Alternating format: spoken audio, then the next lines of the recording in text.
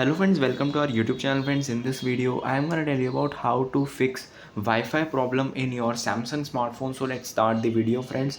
First you have to open your Wi-Fi, click on this. So here it will show the available networks, and if it is not connecting to your device, click on this QR code scanner. Sometimes it is not connecting, so you can just scan the QR to connect any network you want.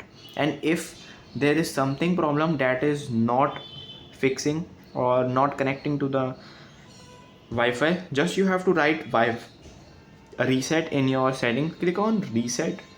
So click on reset, and then you have to reset your Wi-Fi setting by clicking on here, and the Wi-Fi settings has been reset successfully, and now it's done.